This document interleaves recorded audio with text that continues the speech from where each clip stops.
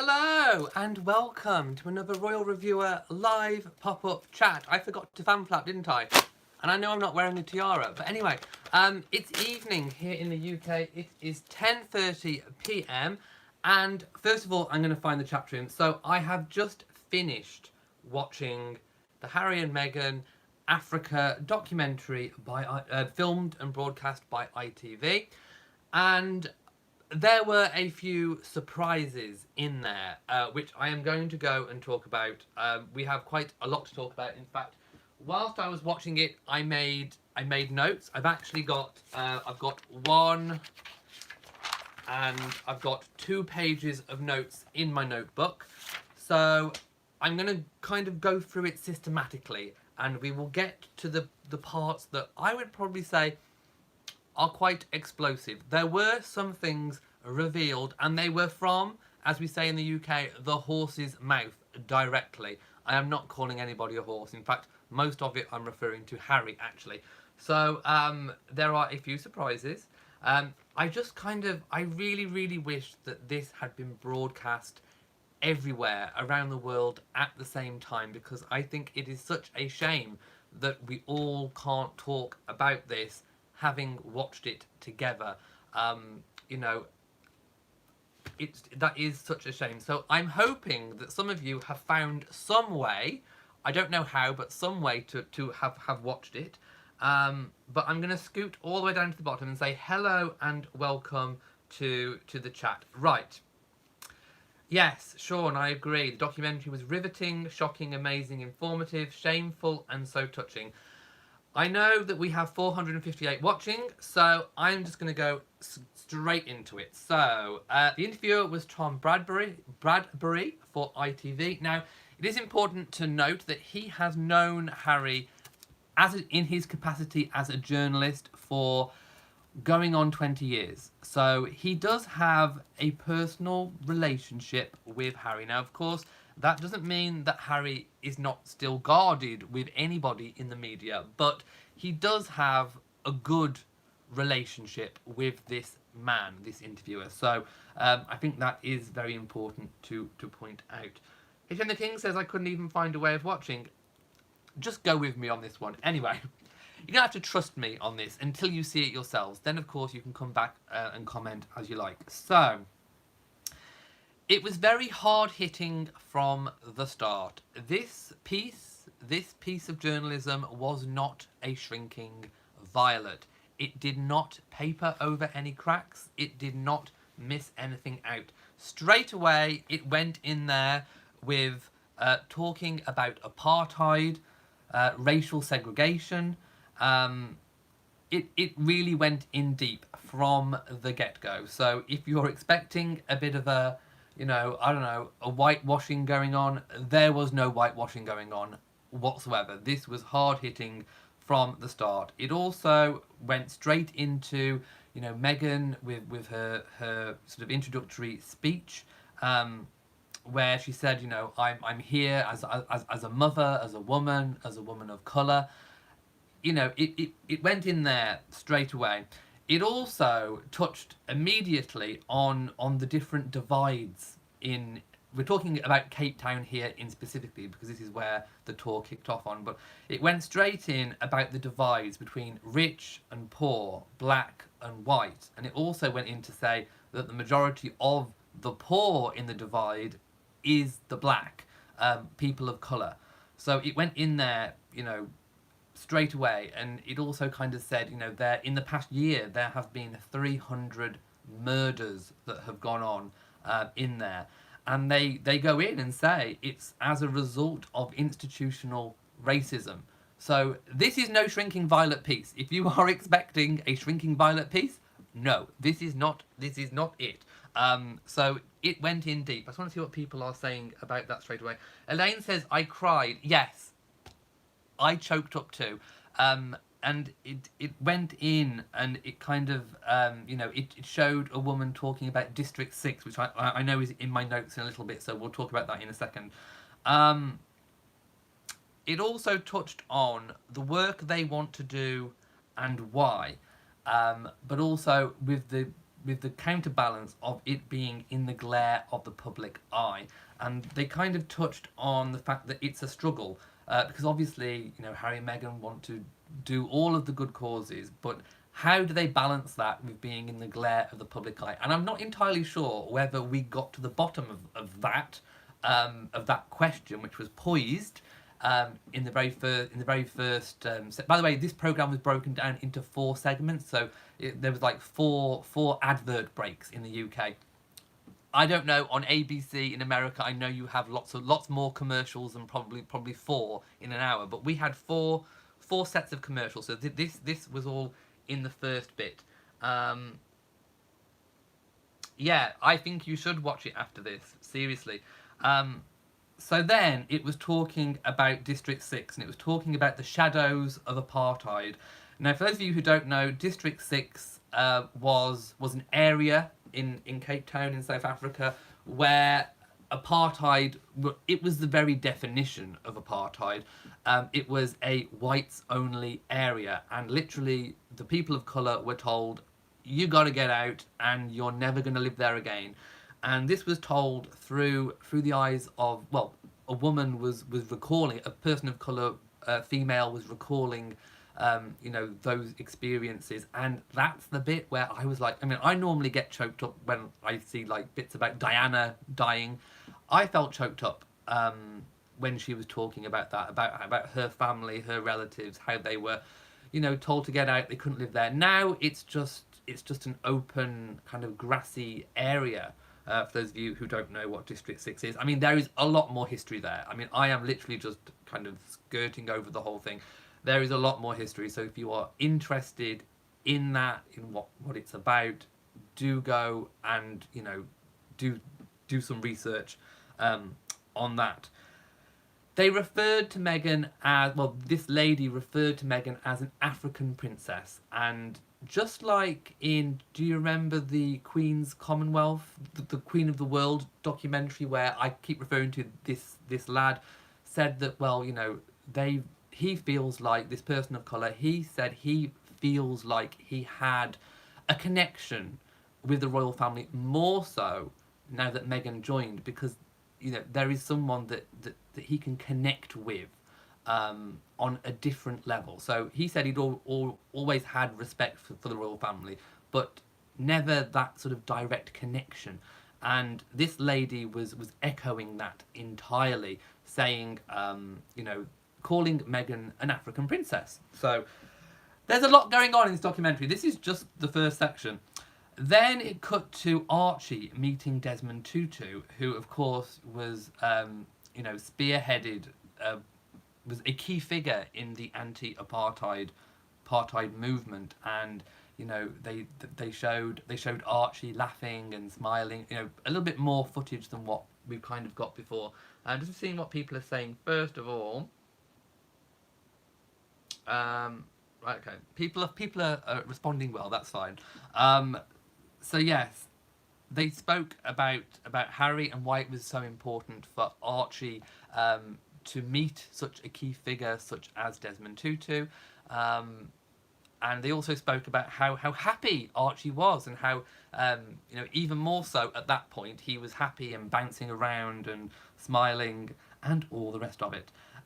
It also touched on the tabloid stories and the human impact behind the scene. So again, it's this, the overarching kind of theme of the whole piece is the work that they're doing and how they are counterbalancing this behind the scenes with all of the stuff that's going on in the tabloids. And it gets deeper further on. Then there was the advert break, and then it picked up in Beaucarp, and they were talking about diversity. And it showed Meghan and Harry having tea and lunch with a Muslim family. And they're kind of saying that in that area there was a lot of, you know, a lot more segregation again, but that diversity is getting better in that area. But there's still a lot of work to do. So even though it was just Meghan and Harry sat down having tea with a family, it meant a lot in terms of the symbolism, and that's when they revealed about Archie being really happy. At that point, it was the point in the tour where Harry split off, and Meghan remained in Cape Town, and Harry went off to focus on conservation, the environment, and climate change issues. He revealed that as part of the Queen's Commonwealth canopy, the Queen had probably planted in excess of 1,000 trees. And I wrote that down because I remember somebody asking, it might have been HM the King, I don't know, how many trees the Queen had planted. And I said, oh, it's got to be, in the hundreds. Well, no. Harry said he reckons it's in the thousands. So at least 1,000 trees, he reckons, that the Queen has planted. And he also spoke about how nobody can deny science. And he said he doesn't understand how people cannot... he was talking about climate change. He doesn't realise how people can't accept scientific facts. He said it doesn't matter who people are, that how can you not accept scientific facts, which I thought was kind of slightly explosive, because we do know that some religious institutions argue against scientific ones, and as we know, the royal family are supposed to be impartial, and of course, the Queen, as the head of the Church of England, very deeply religious, and Harry was almost saying, well, actually, I don't know how anybody, regardless of religion, cannot accept scientific facts. So I just thought that was kind of mildly explosive in terms of what he was saying. Sorry, I am going to read a lot of these comments when I kind of go back up. When I go back up again, but there's a lot to talk about, so I just kind of want to get it out. Then we picked up in Angola, which of course was the work with the landmines and the Halo Trust, and it was also in Huambo. I hope I've said that correctly too. It showed, obviously, Harry following in Diana's steps. Now, he met Sandra. So Sandra was the girl who had one of her legs blown off in a landmine.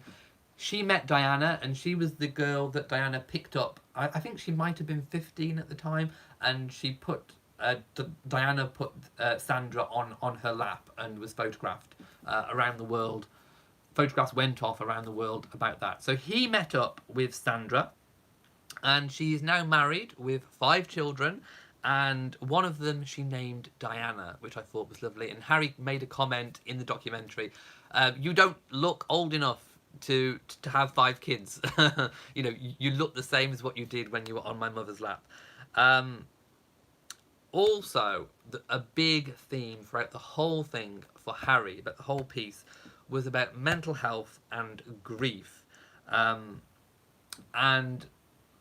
Tom Bradbury asked, is it something that you've managed to come to terms with and get over, or is it a wound that festers, that continues to fester?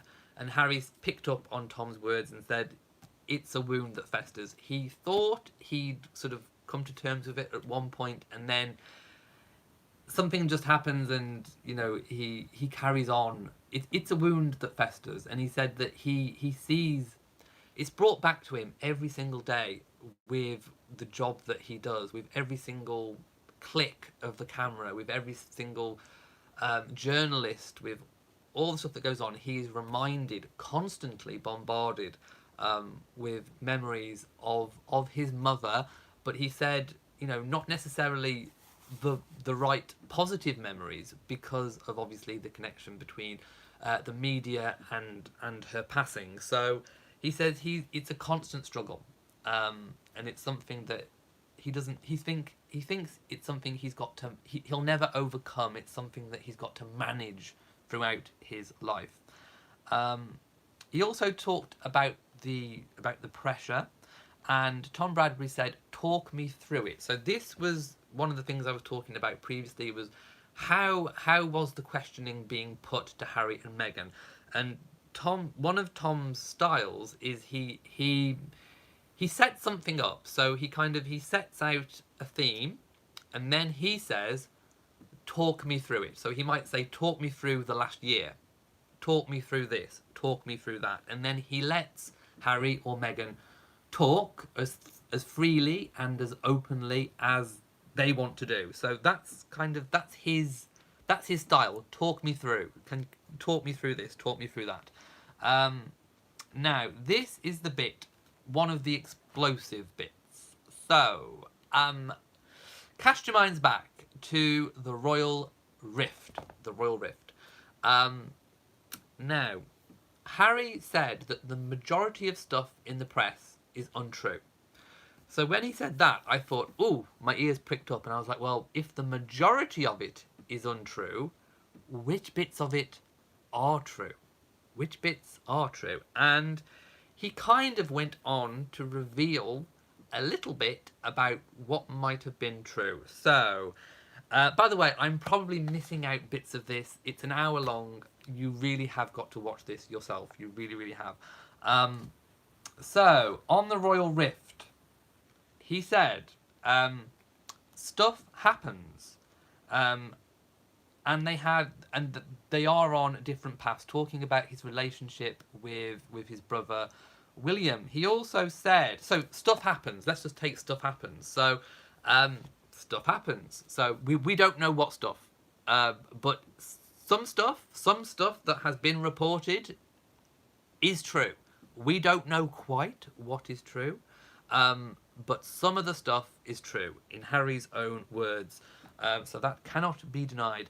He did say they are on different paths, but we knew that from the statement about the household separation that was it the word divergent paths was used. So Harry kind of echoed that. But with regards to any frictions between the two, Harry said we've had good days and we've had bad days, which again indicates that they must have had some kind of falling out. They must have had some kind of falling out. Good days, bad days. Well, what happens on a bad day? You might have had a row. You might have had an argument. So he's kind of confirmed that some of what may have been said in the press might actually be true. There may have been frictions behind the scenes. And going back to the divergent paths, it may have been about the direction of how they wanted the original, foursome royal foundation to go. We don't kind of know about that. Liz Mum says, you said it was all made up. The press doesn't always lie. I did. Well, don't get me wrong. I still think that it was no way near as bad as what the press was making out. Harry himself said that, what was the word again? The majority of it was untrue. So all these stories about, Charlotte crying because Meghan made her cry and all this business, I think all of that is the untruth, all of those kind of things. But there may have been, as we can see here, a struggle behind the scenes in terms of what direction they wanted to go in. And hey, Harry and Meghan did move away from Kensington Palace to Frogmore.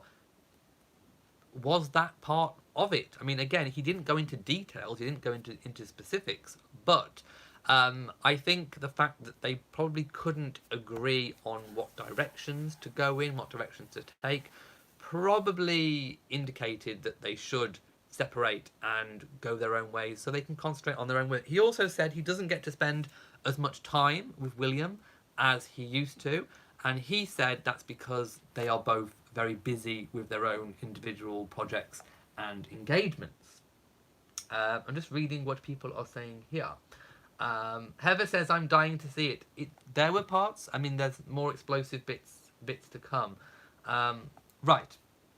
I'm going to kind of move on from that because really you need to watch. And I'm sure there will be snippets and clips of this all over the internet very, very soon. Then we rejoin Harry in Malawi, which they made a point of saying is the fourth poorest country in the world. Harry was there talking about female education as part of the Queen's Commonwealth Trust.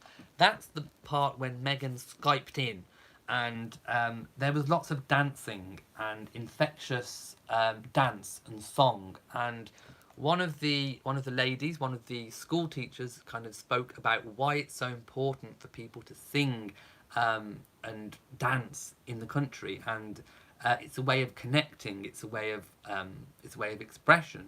It's a way of unifying. And they just said, we love to sing. Then they just broke out into song again. And it was lovely, really, really lovely to see people enjoying themselves, singing, connecting, resonating between each other, bouncing off each other through the power of song. So I thought I wrote that down because I thought that was really powerful, and it's a way of how cultural people in Africa do connect with each other and express themselves through dance and song, and it's also colourful and vibrant, and it was infectious. It was. I wrote it down. It was indeed infectious.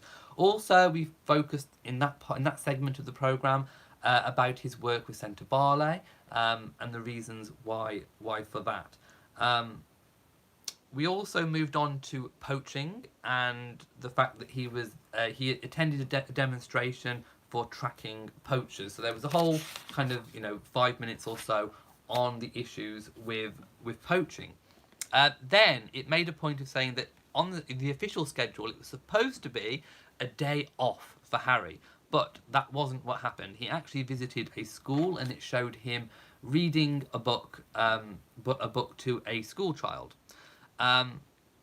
He also explained why the tour was so busy. So Tom sort of said, hey, it's only been day 4. In the first 3 days there was so much going on. Why is it so busy? Why do you do this to yourselves? And Harry sort of explained, well, it's not just a pleasure trip. This is an official trip that's being funded by the taxpayer, and we have to feel like we are giving value for money because they're putting up the expense for this trip. So that's why it's so jam-packed, because they want this trip to be seen as value for money and not a holiday. This most definitely is not a holiday.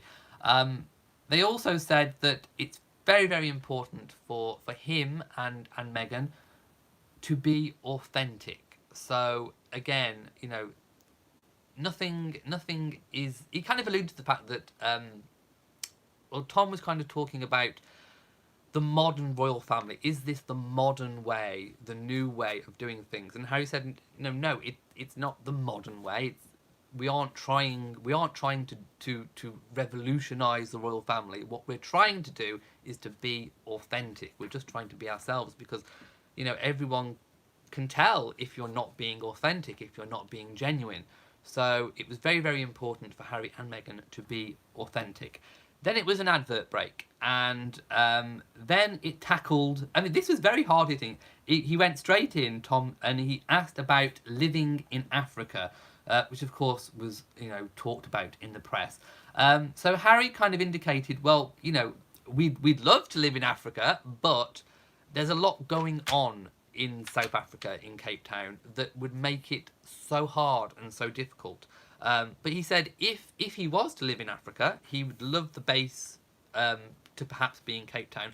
But and I wrote down a quote. He said it's a hard place to live. I don't know if he was what he was referring to directly. I think personally he was talking about security. I got the impression from it he was talking about security. But he said he and Meghan are going to always have, as part of the Commonwealth, as part of the Commonwealth Trust, that his life's work is going to be focused on Africa. So a huge part of his life's work is going to be on Africa. So he does see a future, I think, for himself in Africa, but he didn't say he was going to live in Africa. He just kind of indicated that, if he could, it would probably be Cape Town. But at the moment, there's so much going on in the region that it would be so hard to live there. So that almost kind of makes it impossible to live there at the moment. But he said there is so much work to do. And like I said, his life's work is going to be focused on Africa. Then, and I've starred this, the part of the tour went to where Harry issued that statement about suing the press. So yeah, this is what I'm kind of here. So he kind of said that it's a chance to an opportunity to go deeper, and this was of course after the statement. He was asked again what last year was like. So again, Tom's style is very much to ask an open-ended question and then let Harry or Meghan answer, and then he kind of, picks up on what they've said after. So asked what last year was like with regards to the tabloids, and yeah, definitely. Meghan. Oh, by the way, this was Meghan now, not Harry. So with regards to the tabloids, she revealed also that her nickname for Harry is H. She calls him H. So she said H said blah, blah. So she said yes, that's my sort of nickname for him. She spoke about the British stiff upper lip, and she said that she's tried it. She's tried to do the British stiff upper lip, and she said she felt that it was damaging internally. Now, this bit of the interview was kind of, making a point of how difficult it is for someone who's not British, who's not been brought up in this environment, in this, if you kind of like, I don't know, our kind of ecosystem here in the UK, how difficult it is for someone coming in to try and adopt those kind of principles. Because if you're not born into it, you aren't really going to necessarily connect with it entirely. So Meghan said that she felt that the stiff upper lip was damaging internally for her. There was a lot of play on the media. She said it's okay for the media to kind of say certain things if it's fair, if it's true. She said, I'll be the first to say if I've done something wrong, I'll hold my hand up and say, I'm sorry, I got that wrong. But she said that's not the case. She said she feels that she hasn't been treated fairly. She said she can take criticism if it's fair. If it's fair criticism, if she feels like, okay, I may have done something wrong, hands up, I'm sorry. But she said that, it's more untruth. It's more untruths that have been going on. I mean, I can kind of say, being British, being brought up in Britain, the stiff upper lip thing is ingrained into us. It really is. We don't often talk about our problems, which is why the whole mental health campaign about it being okay to talk about mental health was so big, is still so big in the UK, because we do have that stiff upper lip. We don't like to go and talk to people. We don't like to go and see a counsellor. That's just kind of not done here in the UK. But, the whole mental health programme has been talking about find someone. It doesn't have to be a counsellor. Talk to your parents, talk to your friend, talk to a helpline if you can, just an anonymous helpline, whatever it might be, just talk. So, slowly I think things are beginning to change in the UK, but largely we do still have this stiff upper lip. We don't like to talk about our problems. We don't necessarily like to express things. But of course, Meghan wasn't brought up in that world, in this world, in Britain. So she sees things very differently. And like I say, the key thing she said about the stiff upper lip was she's tried it and that she found it damaging internally. And I know a lot of people, I can see the comments whizzing by about that. She also mentioned that she'll take each day as it comes with regards to the press. And this is what she said. She said, but hey, I've got my baby and I've got my husband. I've got my baby, I've got my husband, which kind of gave me a bit of chills. I got chills. I did get chills when she said that. So basically, she was kind of indicating with the take each day as it comes. If you watch the whole piece, you'll get what I mean by this, because I know it doesn't necessarily say that in those words in general. But if you look at the whole piece when you watch it, you'll get what I mean.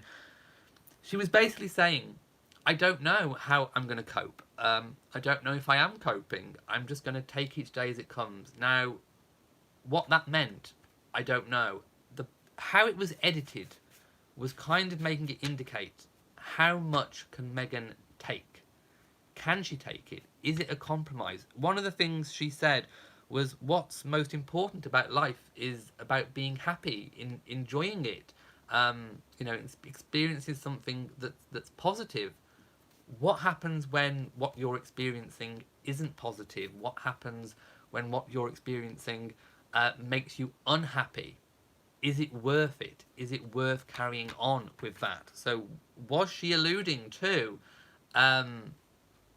that if it carries on, if it gets too much, will she go? Is it something that she can actually cope with and put up with? Is it something she's prepared to put up with? Is being, unhappy with certain elements of her life, not with Harry, not with Archie, but if certain elements are so bad, is it something that she can actually go through? Is it something she can subject herself to? I'm going to take each day as it comes. I don't know. Then the documentary begins to wind up, and Tom kind of starts to close it down. And he says that he felt that the tour was a success and that it was very inspiring. He spoke about reflection, that there is a lot to reflect on. A lot to reflect on in Africa, a lot to reflect on in Harry and Meghan's lives, a lot to reflect on with the tabloids, a lot to reflect on with everything that's going on in the whole context. He also mentioned about the future. What does the future hold for Harry and Meghan? And then he said about existing but not living, which was kind of what Meghan was saying. Just because you're existing, but if you're not living, is it something that you can contend with? And he said, if you are existing but not living, what then? What then? And then it ended. So he said, if you're existing but not living, what then? What will the future hold? What will Meghan do? What then? And then it finishes. Pretty explosive stuff. Hard hitting from the start. It was well filmed. It was well produced. It was well edited. I do think that it was a true representation of what went on. It was beautifully filmed in terms of the cinematography. There was lots of aerial shots. It tackled all the issues. It tackled racism. It tackled bullying. It tackled the press. It tackled everything that's been going on. It tackled the royal rift. It cleared a few things up, exposed a few things. Oh my goodness, you need to watch it. You really, really do. Right, now I know I've missed so many comments. Parmley Stevens says, if Meghan were to leave, the tabloids win. That's one way of looking at it. But when you watch the documentary, you will see what I mean about it. Most definitely alludes to how much more can Meghan take, and is it worth it? Is it worth it? That's basically what it's kind of going on. PDR says, holy cow, I'm exhausted. Think about me when I was making my notes while I was watching it. Selena says, great summary, thank you. Sherry says, I wonder what the Queen thinks and what will she do? I don't know. I mean, the Queen most definitely, I think, will have seen it. I think she'll have watched it. So who knows what she'll be thinking about that. Massa says, when it is too much, I support she leaves. I believe there is a game playing with the royal family against Meghan. They see her as a threat. See, I don't. I don't think that's coming from internally. I think it's all external with the press, to be quite honest. Beverly says, just a thought. His great-granduncle gave up the throne for his American wife. Yes, and I know what you're saying. Could Harry give up and go and have a private life with Meghan? Again, who knows? Bassani Gold says, is it confirmed that they are taking... No. That's not been confirmed. In fact, it's the first time I've heard about that. Live, Love and Laugh says, Harry and Meghan really need a break. They need to have a united front in these hard times because it can either strengthen them or break them. Their marriage, real talk. Yeah. Talisha says, ITV was the most polite and fair of all the media outlets. Constance says, yes, great summary, thank you. I think it's ABC on... Oh, what date was it? I know people have probably said it was ABC on... Is it Wednesday at 9 p.m, I think? Miranda says, I believe she is strong. I believe that too. And I believe she will stay. If she goes, then the hateful tabloids will win. Oh, apparently 1,205 people are watching. Wow, I think that's the most I've ever had for a live chat. By the way, if you have just joined, I have literally just gone through 2 pages of notes on this very powerful, somewhat explosive in places documentary. So if you've missed any, do go back and watch the whole thing on replay, because well, and also tell me if you agree with my summary if you've watched it. Tell me if you agree with my summary of what went on. And like I say, I'm sure I probably missed out certain bits because there was a lot going on, but I think I pretty much made a note and a reference to pretty much everything. Apparently ABC at 10 p.m. EST zone. Okay. Cheryl says, I will watch it on catch up, thank you. And Helen Grahl says, fully agree. Let me go up a little bit because I know I probably missed out tons and tons and tons of questions. Darlene says, I don't think I like the way it ended. I may have missed something. I'll definitely watch it. It wasn't a bad ending if you watch it in the context. Basically, he was summarising up all the struggles that they've gone through. If it's not worth it, what was the words? If it's not, if you're existing, that was the phrase. If you are existing but not living, what then? Exactly, what then? You know, how much can a person take? And like I said, we've already saw Harry's statement that he released, you know, when he said that he was going to put the lawsuits against the press. And then we also saw in this documentary, like I said before, the very human element. So we saw the words, and you can obviously, you know, get a sense of emotion from words. But when you actually see the human result of bullying, which is what it was alluded to. I mean, Meghan did stop at the point in the documentary of calling it bullying. She said to Tom, well, you know, what would you call it? What would you call it? And obviously she was alluding to bullying. It was bullying and racism. But she didn't actually go there and say it. But she was alluding to it. And you could tell from the emotion in her face, the human impact of what that statement was saying. And of course, what Meghan herself was saying and telling Tom and telling the world. I think she was ready to express herself. She was ready. She'd been ready for a long time, I think, to defend herself and just put out there what the actual human cost of all of that's been going on is. And the result was, you know, that you're vulnerable. When you're pregnant, you're vulnerable. And even though she's got the best support system ever with Harry, her mother and all the rest of it, and her key team and her key friends, her key support network is very strong, it still has an impact. And when asked, are you okay? She said, you know, no, not okay. It's a lot, and it gets to people. Right, I'm going to scoot all the way down to the bottom. Jackie says she's not saying anything. That's not true because it's how she... Yes, most definitely she was speaking from the heart. Most definitely she was speaking from the heart. A Step Beyond Healing says, I don't think it's bullying, but don't see all of the coverage from here in the US. Watch the documentary as a whole piece. Like I said before, the little snippet that's just been out is just a tiny fraction of the whole piece. It is a very well-constructed piece, I feel. Marlene says, don't think she is asking anything of her father. She tried, as usual. His priority... Oh, he's not said anything, has he? Oh, I wonder how long it'll be before he pipes up. Sheila Hall says, Sweet Peaches, his brother and father should... Oh, I don't know what the comment was for that. Sherry Fawn says, how embarrassing is this for the British media? I doubt it.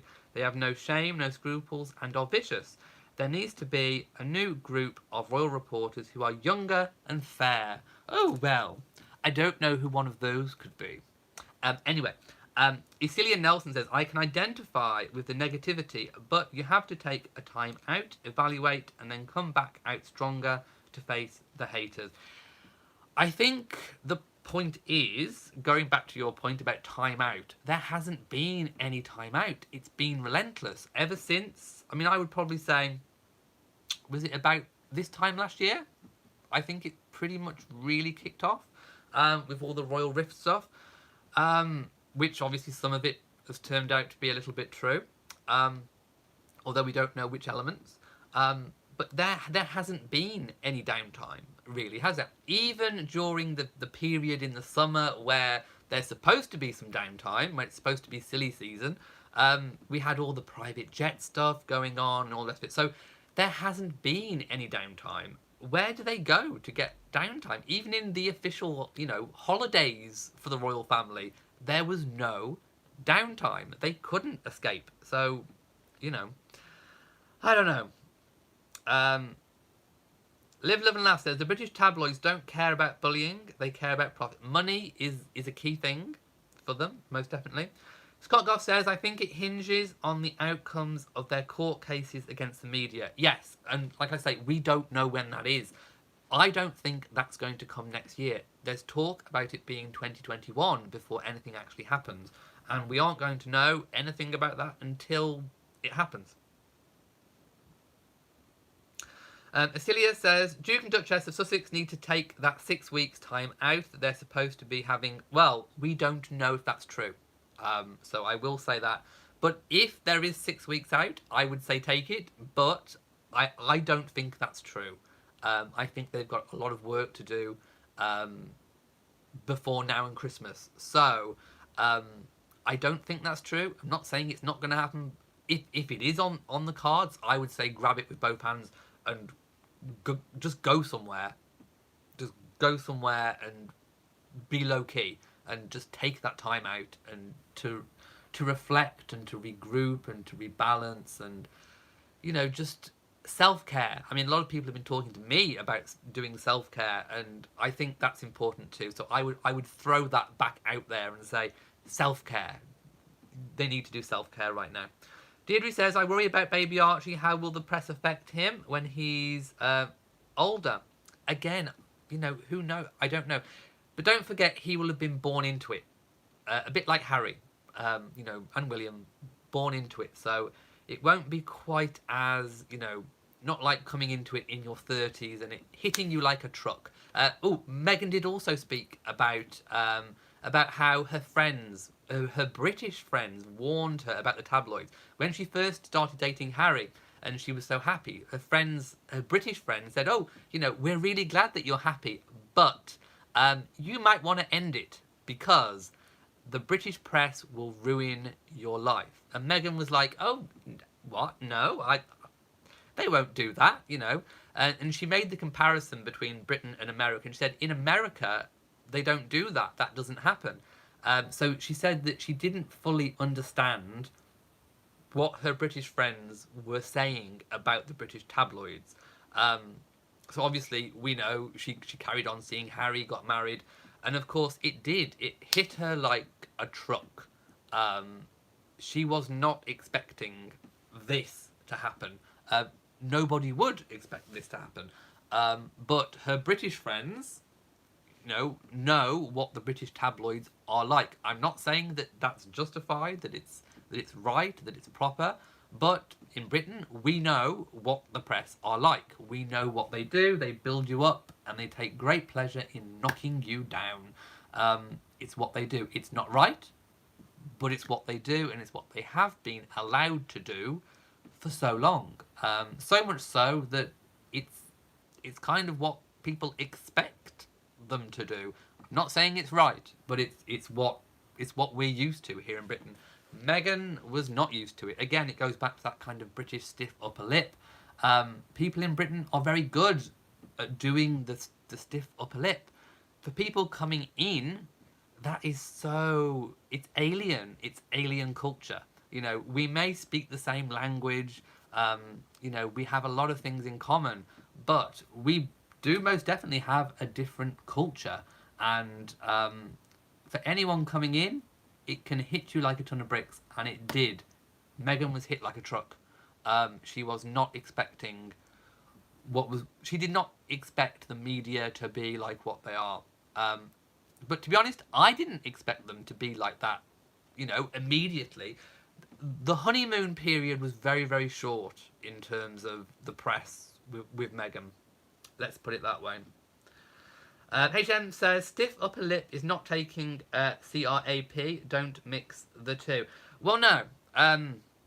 Again, the documentary alludes to that because Meghan said about she can take fairness if she's made a mistake, if she's done something wrong, hands up, I'll say I'm sorry. But it's the untruth.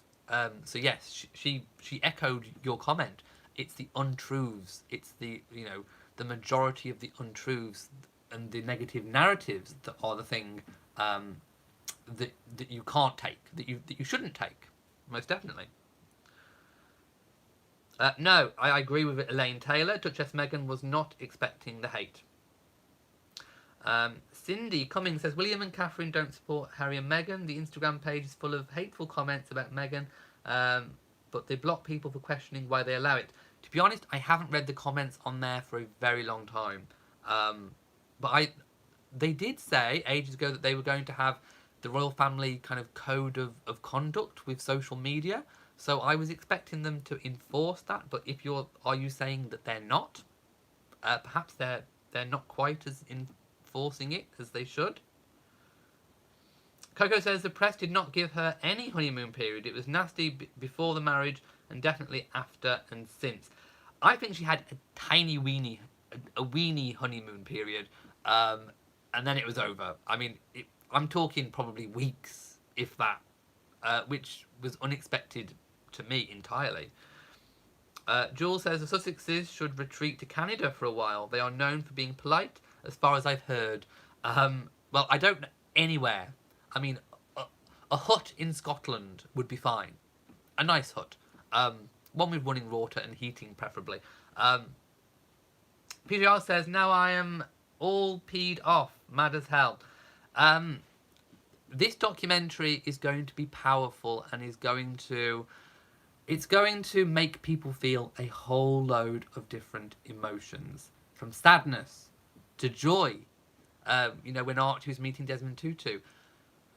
To the joy of the dancing and the singing. To despair. To sorrow. To anger. This documentary is going to run you through all of the emotions. I can tell you that for nothing. Cheryl says, I totally agree with what you are saying. Right after the wedding it started. Yes. Before the wedding as well, they were bigging her up with all the different engagements and all that. Yes, we still had some of the, the Thomas Markle stuff just before the wedding. But there was a tiny honeymoon period. 7 Lily says, Chris Shipp mentioned the break, not Tom Bradbury. He's more... Right, well, I haven't seen anything about the break, but I will go off and look at that. Merlene says, I can't watch it, but I'm sending her a copy of Still I Rise by Maya Angelou. I'm sure Meghan is already aware of that poem. Rin Wesley says, can someone explain to me why Piers Morgan is so fixated on her? Was he like this with Diane as well? Because he had that little bit of history with Meghan when, he took her out for he met her for dinner or a drink or whatever it was, and then he felt like she ghosted him. I'm not going to get into it, but that's what he says. Zalee says, Margaret Madison, what are you doing on the Royal Reviewer? No trolls welcome. No trolls. Gina says, Harry said he will not be bullied into what killed his mum. Exactly, he did say that, yes. Cindy says, wish they would just go away and leave the CRAP and be happy. And MSB 2012 says, it's unforgivable that her family has been a major contributor to the bullying of Meghan. That's another element. That wasn't touched on. They didn't talk about any Markles in terms of her family within this piece. So that was not a part of the piece. CJ Lewis says, I think that's a big part of it. He was ignored and it got the best of his... Oh, talking about Thomas. Right, that's it. I'm going to leave it now because I've been talking and rattling on for almost 50 minutes. So, I hope you enjoyed this summary and I hope you get a chance to watch all of it in full. So, probably, before I go, I am going to say probably clips of this are going to appear all over the internet. it's very easy to take a single clip out of context of the whole piece. So what I would say is, please try and avoid watching clips. I know we all saw the clip, the promotional clip about Meghan.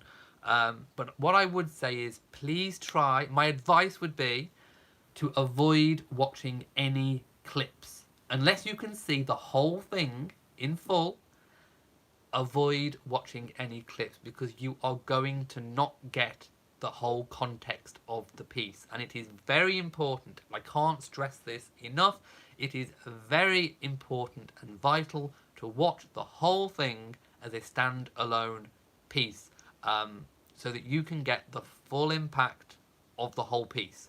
So that is my warning to you, because if you watch clips of it, you are going to get you're going to get misjudgments of the whole thing. So please, it's not long. It's Wednesday, so it's not long to wait. Watch the whole piece. That is my advice. I am stressing it to you. So stay away from clips. Stay away from clips. Right, I'm going to go now. So if you have enjoyed this video, please give it a big old thumbs up. Don't forget to share on social media, and also hit the bell so you know whenever I upload a new video.